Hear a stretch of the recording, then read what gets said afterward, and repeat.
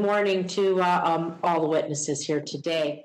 I want to start out by saying, as members of Congress, we take an oath to support and defend the Constitution against all enemies, foreign and domestic.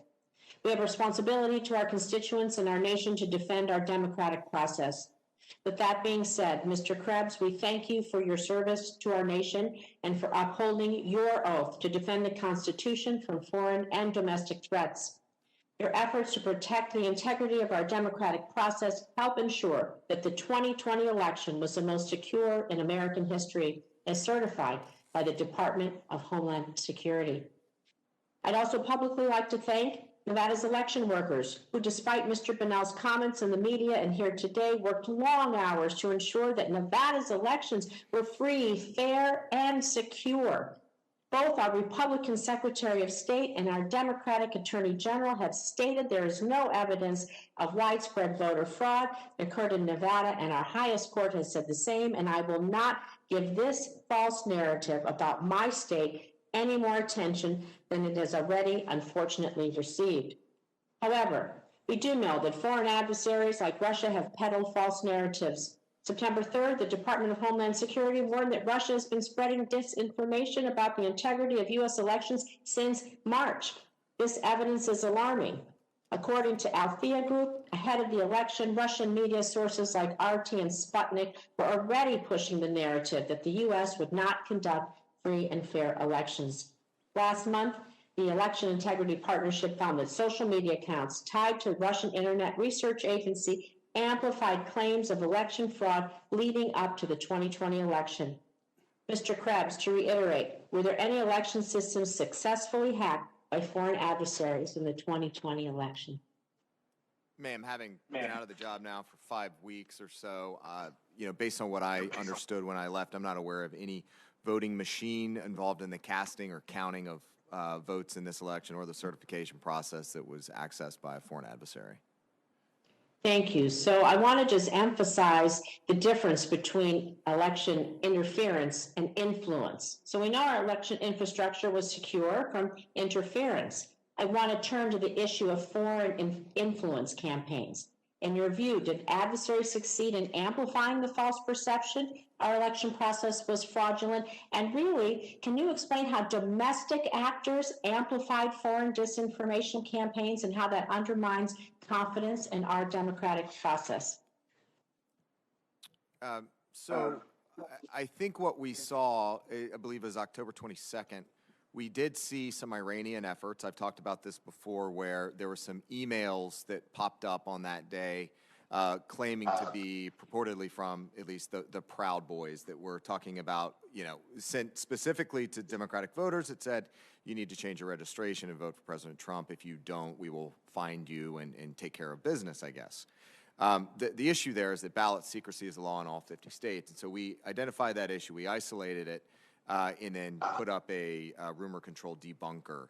And in the meantime, in the ensuing 27 hours, we were able to determine that that was in fact an Iranian operation. And I think what was one of the true success stories of the Protect 2020 effort and defending democracy this time around was the fact that rather than, 4 months, in 27 hours, we went from detection to sharing that information with the American people. There is one element that doesn't get a lot of play, though, is that prior to making that assessment, following up on my commitment to our partners in the state and local election community, we held a call with the election officials and said, look, this is what we're seeing, you need to know this, and then we went to the public.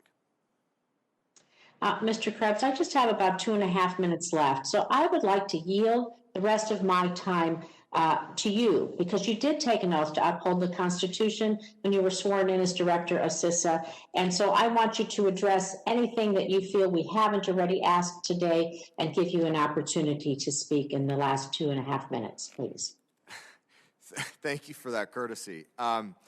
Look, I could not be more proud of my team at CISA for the work they did, not just protecting the 2020 election, but in getting through the last 9 months of all the stresses that COVID placed on the workforce and coming to work each day, whether they're sitting at home, out in the field, or the limited folks that came into the office. So that's point one. Point two was, I firmly believe that this Protect 2020 effort, working with our partners in the federal government, whether it was in the intelligence community or the Department of Defense, was the single best representation of a unified government effort. Everybody got it. There were no turf wars. There was no parochialism. Everybody was on the same page. So we were defending democracy. The last thing I'll say is that the real heroes here are the state and local election workers out there across the country, the hundreds of thousands of election workers that risk their lives. And that's not a joke, right? There's a global pandemic. There's COVID spreading across the country. They went to work so that you and I could go vote and cast our decision here, contribute to this process. They had to deal with incredible adversity.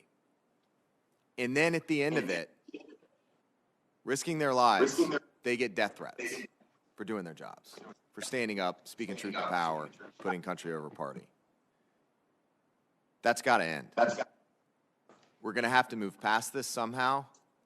You know, I've said before that democracy, yeah, we survived this, I think. It was strong enough to survive, but democracy in general is fragile. It requires commitment and follow through on both sides. If a party fails to participate in the process and instead undermines the process, we risk losing that democracy. We have to come back together as a country.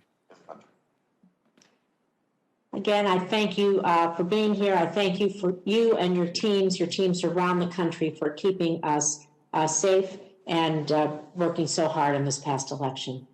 Thank you. Thank you, Senator Rosen.